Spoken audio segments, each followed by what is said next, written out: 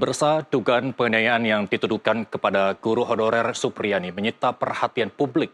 Komisi Hukum DPR juga memanggil Kapolri Jenderal Polisi Listio Sigit Prabowo untuk meminta penjelasan soal kasus pidana yang menimpa sang guru. Sementara itu, di ruang persidangan, jaksa menuntut Supriyani lepas dari tuntutan. Jaksa menyebut Supriyani terbukti memukul korban, tapi menurut jaksa, niat jahat dari terdakwa tidak dapat dibuktikan. Apakah tuntutan yang diajukan jaksa tadi bakal menentukan arah putusan hakim kelak? Dalam kondisi seperti ini, apakah judicial activism masih dibutuhkan? KB telah tersambung dengan Reza Indragiri, pakar psikologi forensik yang pernah menjadi ahli di sidang perkara Supriyani di Konawe Selatan, Sulawesi Tenggara melalui sambungan Zoom. Selamat malam, Assalamualaikum Mas Reza, terima kasih telah bergabung bersama kami di NTV Prime. Tapi sebelum itu saya akan jeda sesaat untuk menyaksikan paket berikut ini untuk Anda terlebih dahulu.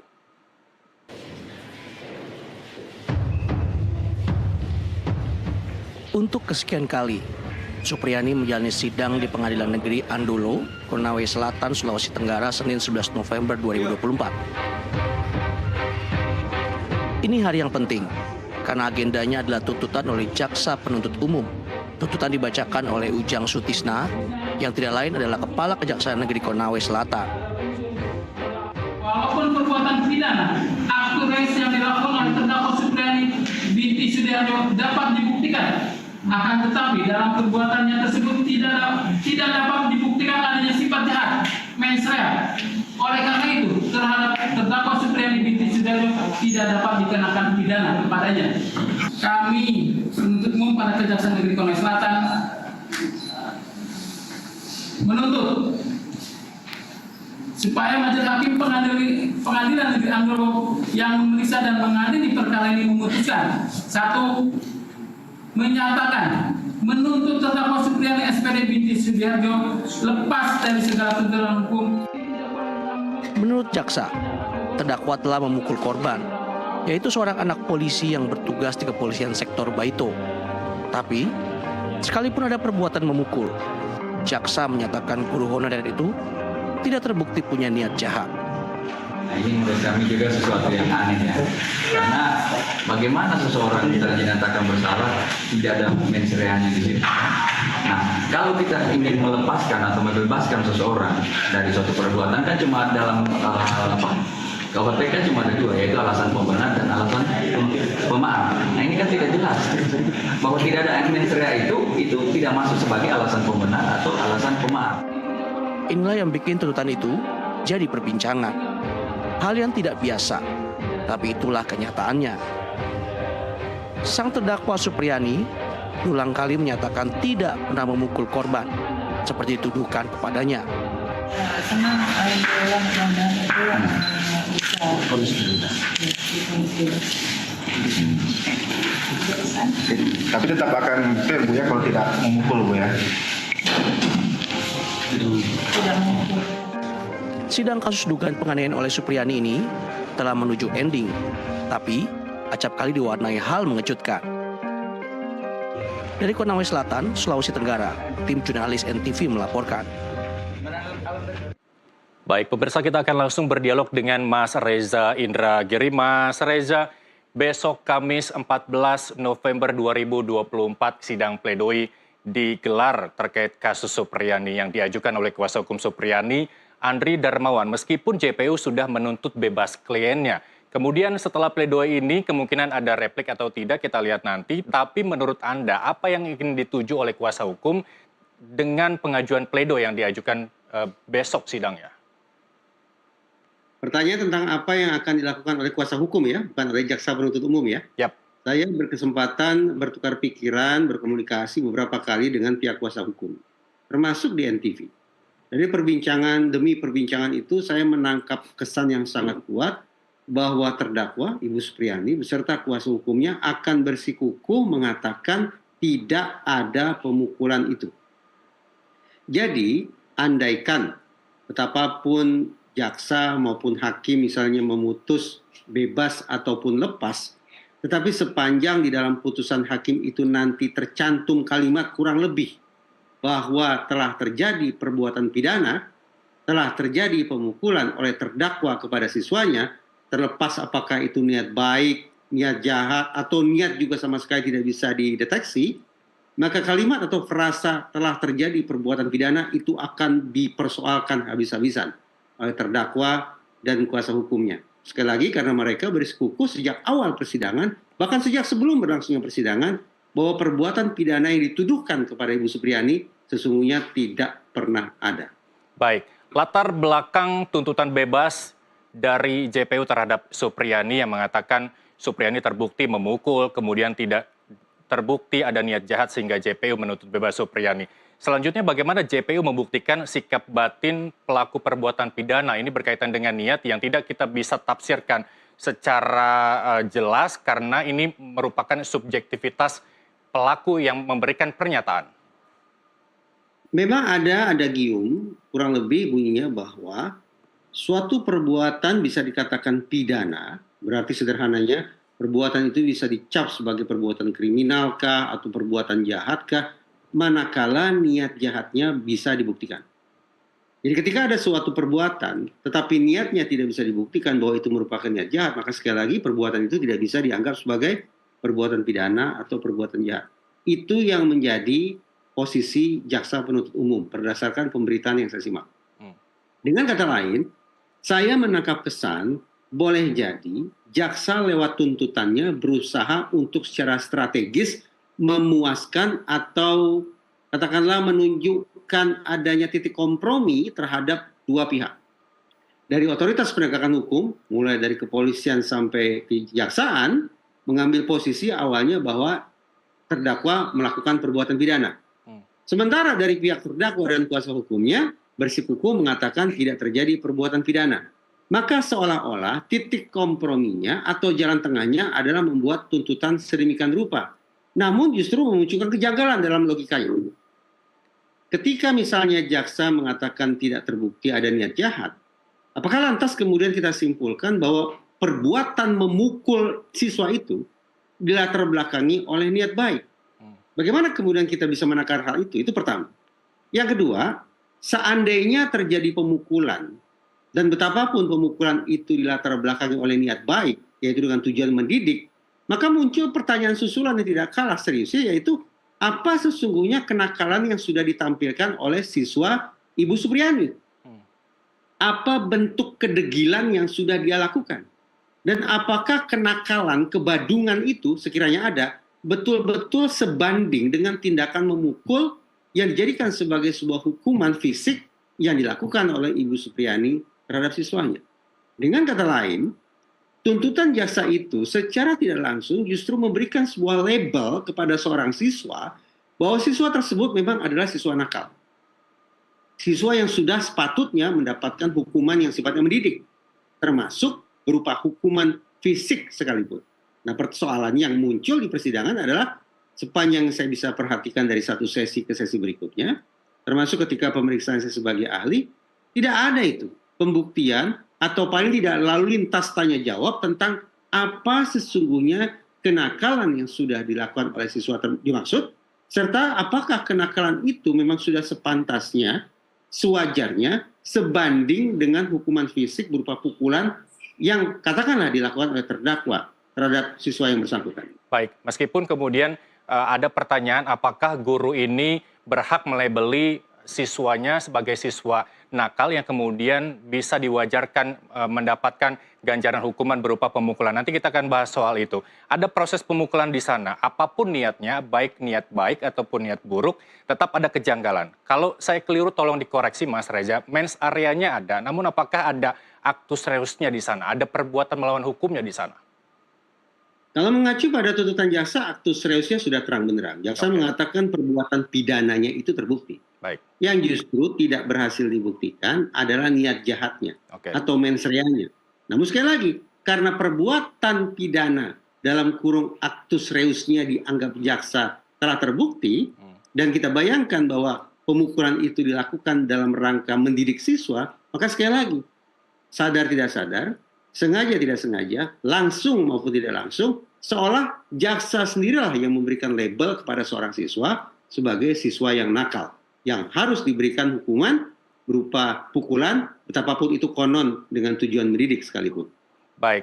Lalu kemudian bagaimana bisa membuktikan bahwa ada niat jahat di sana jika misalkan JPU mengambil keputusan ini berdasarkan pengakuan dari terdakwa yang tadi disebutkan ada niat begitu. Bagaimana jika kemudian pelaku berbohong? Kemudian apakah itu bisa menjadi validasi bahwa niat jahat itu bisa terbukti? Ini pertanyaan bagus. Saya dengan segala hormat ke otoritas Mahkamah Agung berada pada posisi yang berseberangan dengan jurisprudensi yang pernah dihasilkan oleh hakim pada salah satu persidangan terkait dengan bagaimana guru menghukum siswa. Ya. Dalam jurisprudensi Mahkamah Agung itu ada putusan yang isinya kurang lebih bahwa ketika hakim menjatuhkan hukuman kepada siswa, sepanjang itu dengan tujuan untuk mendidik, maka sang guru tidak dipidana. Itu jurisprudensinya. Baik. Saya menganggap bahwa jurisprudensi sedemikian rupa tidak sepatutnya dijadikan sebagai katakanlah hukum atau teori yang diberlakukan secara universal pada seluruh kasus di mana terjadi tindakan kekerasan fisik oleh guru terhadap siswa. Karena ada kemungkinan bahwa pertama, kekerasan fisik yang dilakukan oleh guru terhadap siswa bisa bersifat mendidik, tapi juga berarti kebalikannya, bisa tidak bersifat mendidik. Misalnya, sekiranya pukulankah itu atau hukuman fisik lainnya dilakukan oleh guru semata-mata sebagai bentuk luapan emosi, amarah, kekesalan, ataupun perasaan-perasaan negatif lainnya. Jadi alih-alih untuk mendidik siswa, luapan emosi itu lebih pada untuk melegakan batin si guru sendiri. Itu poin pertama mengapa saya tidak bersepakat. Poin yang kedua, kalau kita mengacu pada Undang-Undang Perlindungan Anak Nomor 35 Tahun 2014 terkait dengan kekerasan terhadap anak, baik itu kekerasan fisik, kekerasan psikis, dan juga kekerasan seksual, baik pada batang tubuh artinya pada pasal maupun pada penjelasan pasal dimaksud, tidak ada pengecualian sama sekali. Tidak ada pengecualian sama sekali. Itu artinya siapapun subjeknya ketika melakukan kekerasan fisik terhadap anak, sesungguhnya by default secara normatif merupakan peristiwa pidana.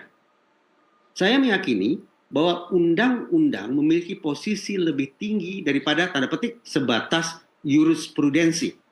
Oleh karena itu, menurut saya ini poin kedua, bahwa saya berseberangan dengan Mahkamah Agung, saya tetap ingin menganggap bahwa semua pihak, siapapun itu, ketika melakukan kekerasan fisik terhadap anak, secara normatif, by default, itu adalah peristiwa pidana.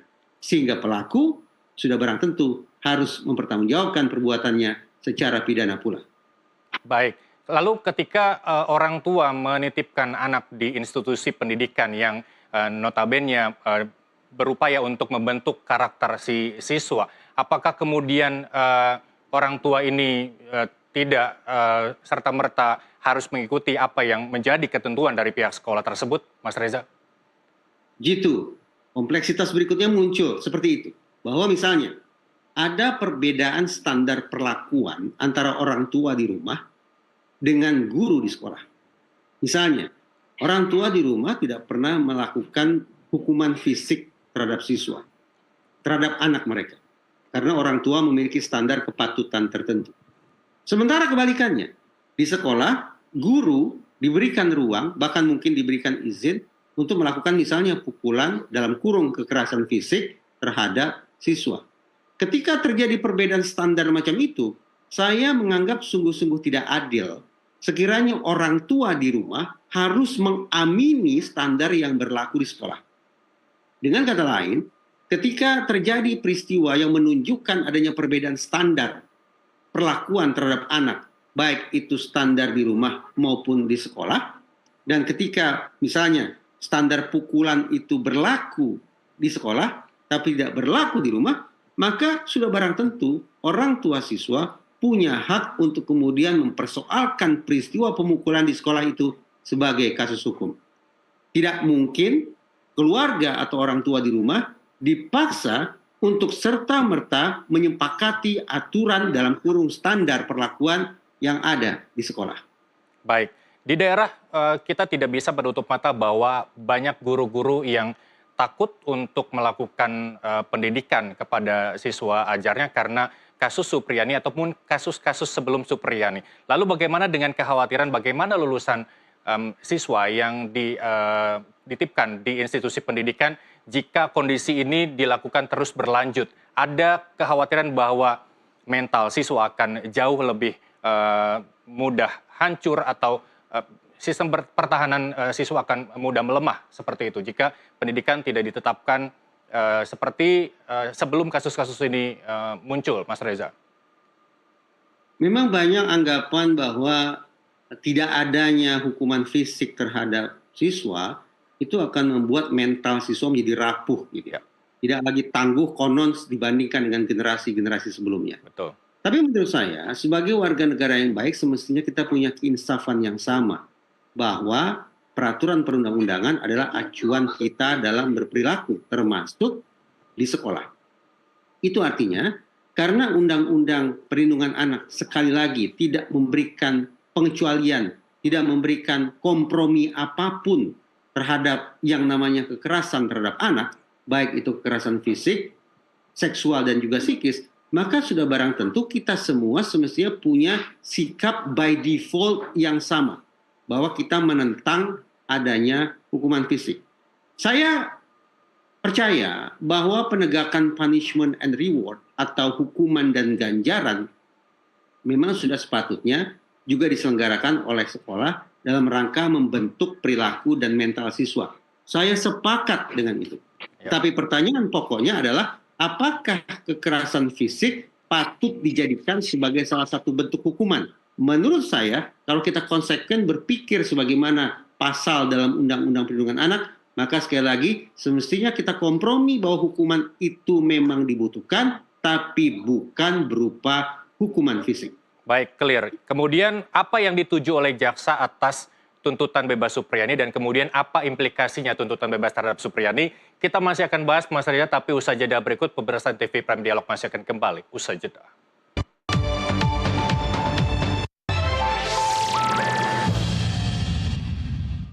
Anda kembali bersama kami di NTV Prime Dialog. Pemirsa masih bersama Mas Reza Indragiri melalui sambungan Zoom. Mas Reza, mungkin Anda masih ingat kasus apa dengan kondisi serupa Supriyani, tapi yang saya akan tanyakan, apa yang dituju jaksa dengan tuntutan ini, Mas Reza? Saya menduga kuat bahwa tuntutan jaksa yang menurut saya agak kurang logis itu, dengan segala hormat saya ya ke jaksa penuntut umum, merupakan cara atau strategi jaksa untuk menemukan titik kompromi, titik tengah. Pada satu sisi, jaksa barangkali merasa punya kepentingan untuk menjaga kehormatan atau ya menjaga muka sebagian pihak, dan juga pada saat yang sama menjaga perasaan pihak lain. Menjaga muka yang saya maksud adalah karena faktanya berdasarkan pemberitaan di media, saya menangkap pesan kuat bahwa otoritas penegakan hukum dalam rantai sistem peradilan pidana, dalam hal ini adalah kepolisian dan kejaksaan, memang mengambil posisi yang sungguh-sungguh berseberangan dengan terdakwa dan penasihat hukumnya.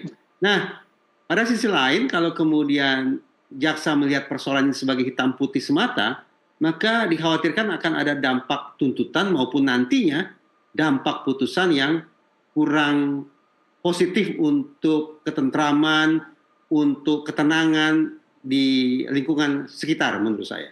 Baik. Karena itulah jaksa menjadikan tuntutannya itu sebagai sebuah tool, sebagai sebuah instrumen untuk menemukan titik tengah dari dua pihak yang punya kepentingan bertolak belakang satu sama lain. Baik, ini bisa dikatakan keputusan yang mengambang begitu ya. Kalau memang tuntutan yang mengambang, belum putusan. Baik, putusan nanti tergantung tuntutan yang reaksi. mengambang. Tapi jika ini bertujuan untuk kepentingan umum, mengapa tidak dilakukan deponering? Kalau saya keliru, tolong dikoreksi, yang mengesampingkan perkara demi kepentingan umum yang bisa melibatkan jaksa agung untuk langsung memutus bebas Supriyani, Mas Reza. Tampaknya karena perhatian citizen dan netizen relatif datang terlambat pada kasus ini. Sehingga ketika kasus sudah terlanjur bergulir di persidangan, barulah kemudian publik tersentak ada peristiwa yang sejak awal saya katakan sebagai kasus yang penanganannya terkesan sebagai hyper criminalization.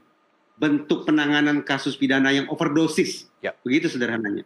Sekiranya perhatian netizen dan citizen sudah terpantik sejak sebelum kasus ini masuk ke persidangan, saya pikir kemungkinan-kemungkinan lain termasuk deponering menjadi satu kemungkinan. Baik, selain deponering ada juga langkah hukum lain yang kemungkinan masih bisa dipakai hakim jika tuntutan jaksa ini tidak ngambang dan sejalan dengan dakwaan di awal begitu ya. Apakah menurut Anda hakim dalam kasus ini bisa menggunakan judicial activism itu sudah telat atau masih bisa digunakan? Judicial activism adalah konsep atau pendekatan yang harus saya katakan tetap kontroversial sampai sekarang. Di Indonesia sendiri tetap ada perdebatan tentang apakah hakim sebatas menerapkan hukum ataukah hakim juga punya ruang untuk menemukan atau menciptakan hukum. Perdebatan ini selalu berlangsung. Kendati ada pasal-pasal tertentu di dalam Undang-Undang Kekuasaan Kehakiman yang bisa kita tafsirkan bahwa ternyata hakim di Indonesia juga bisa memberikan atau menciptakan hukum atau menemukan hukum. Judicial activism menjadi sesuatu yang terbenarkan mengacu pada pasal-pasal di dalam Undang-Undang Kekuasaan Kehakiman itu. Apakah terlambat? Sama sekali tidak. Misalnya, tafsiran atau pemaknaan tentang judicial activism memang sangat banyak.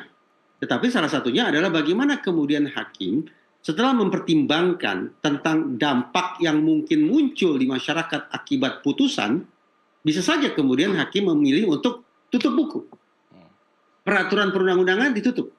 Sehingga kemungkinan adanya hukuman penjara maupun hukuman denda dinihilkan. Sebagai gantinya, hakim memilih untuk melakukan terobosan misalnya dengan menjatuhkan sanksi sosial kepada terdakwa sekiranya terdakwa divonis bersalah. Sudah barang tentu, hampir bisa dipastikan ketika hakim melakukan terobosan sedemikian rupa, menerapkan judicial activism, pasti hingga beberapa waktu ke depan selalu muncul polemik. Tapi saya ingin menyemangati hakim terkait dua hal. Pertama, hakim menurut saya tidak sepatutnya tunduk semata pada produk legislatif dan eksekutif. Peraturan perundang-undangan yang kita punya adalah produk dari eksekutif dan legislatif. Sebagai bentuk kedaulatan lembaga yudikatif, dalam hal ini Mahkamah Agung, spesifik hakim, maka sepatutnya mereka tanda petik tidak terbelenggu atau terkerangkeng setiap saat oleh peraturan perundang-undangan yang sekali lagi merupakan produk dari legislatif dan eksekutif. Itu satu.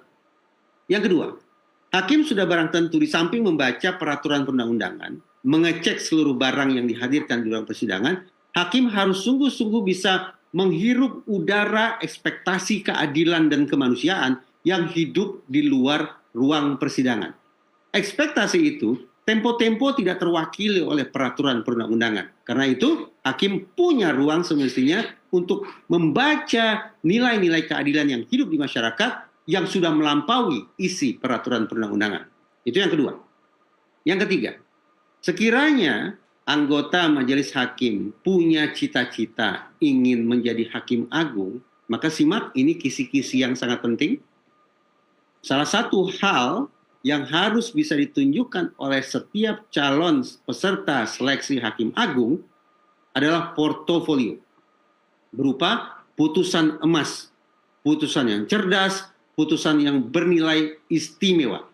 Sekiranya dalam perkara ini hakim melakukan judicial activism, sehingga di dalam naskah putusannya tercantum terobosan-terobosan hukum, termasuk kemungkinan improvisasi hukuman yang akan dikenakan kepada terdakwa, maka putusan yang dihasilkan oleh majelis hakim itu akan punya nilai tambah untuk suatu saat mereka gunakan ketika mereka ingin maju dalam seleksi calon hakim agung. Baik, dari 3 poin yang Anda sebutkan, terus kemudian dari tuntutan JPO menyatakan Supriyani bebas, kemudian dari saksi-saksi di persidangan yang tidak ada satupun yang mengarah kepada perbuatan melawan hukum yang dilakukan oleh Supriyani. Fakta-fakta mulai dari penyebab luka korban hingga waktu kejadian yang jalan dan sebagainya.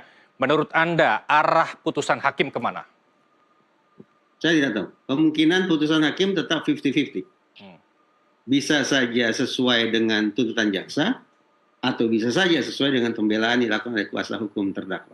Atau jangan-jangan, bagaimana tadi kita perbincangkan, kalau ternyata hakim menempuh terobosan, yaitu judicial activism, maka secara mengejutkan putusan hakim bisa saja berbeda dari tuntutan jaksa dan berbeda dari pembelaan kuasa hukum terdakwa. Baik, dua kemungkinan mengabulkan atau menolak. Implikasinya terhadap penegakan hukum di Indonesia dan juga terhadap pihak-pihak terkait seperti Supriyani dan lain sebagainya, apa yang mungkin Anda bisa baca? Apapun putusan hakim nanti, kita tentu yakin bahwa paling tidak merealisasikan kepastian hukum sudah tercapai. Putusan itu menjadi bukti bahwa kepastian hukum sudah tercapai. Namun, kita perlu insafi bersama bahwa tujuan proses penegakan hukum, termasuk tujuan persidangan, bukan hanya kepastian hukum, tapi juga kemanfaatan hukum, dan lebih luhur lagi, yaitu keadilan.